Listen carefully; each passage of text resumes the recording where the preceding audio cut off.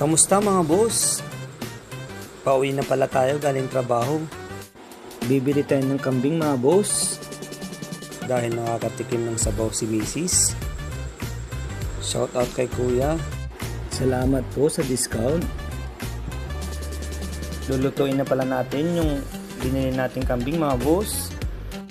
Bali kalahating kilo lang ng kambing ang binili natin mga boss. Sakto na yan sa panghapunan natin. Magluluto pala tayo ng sinampalukang kambing mga boss. Para naman masatisfied yung craving ni Mrs. na sabaw. Papakuloan lang natin yan sa pressure cooker para mabilis lumambot mga boss. Shout out ulit dyan sa mga family and friends ko. Maraming salamat po ulit sa pag-like and share. Maghihiwa na rin pala tayo dyan ng onion leaves mga boss para itatoppings natin sa sabaw natin. Okay na to mga boss. Itatapon din pala natin yung pinagpakuluan mga boss. Maglalaga na rin ako dyan ng sampalok sa panibagong kaserola mga boss. Sakto na yan. Dudurog-durugin lang natin yan mga boss para lumabas yung katas ng sampalok natin. Yan yung gagamitin natin pampaasim mga boss. Maghihiwa ulit tayo ng panibagong ingredients natin mga boss dahil igigisa pa natin yan. Unahin na natin tong luya mga boss. Sunod natin yung bawang at sibuyas. Sakto na yan. Nagigisa na pala tayo ng bawang at luya mga boss. Halo-haloin lang natin mga boss para hindi masunog. Sunod natin yung sibuyas mga boss. Kayo ba mga boss? Ganito din ba kayo magsinampalukan?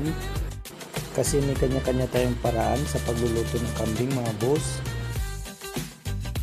Ilagay na natin yung karne ng kambing natin mga boss.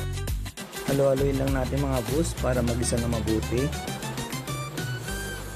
Maglalagay din pala tayo dyan ng isang beef cubes tsaka laurel. Lalagyan na rin natin yung tubig.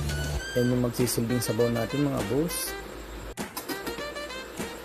Kumukulo na mga boss. Halo-haloin lang natin. Salamat po ulit sa panonood mga boss. Ilagay na natin yung katas ng sampalok natin mga boss. Pipigayin lang natin mabuti mga boss para makuha natin yung lahat ng katas niya. Lagyan natin ng kunting asin mga boss. Naglalagay din pala ako dyan ng kunting sinigang mix mga boss. Tikman natin kung okay na ba yung lasa niya. Wow, panalo na mga boss.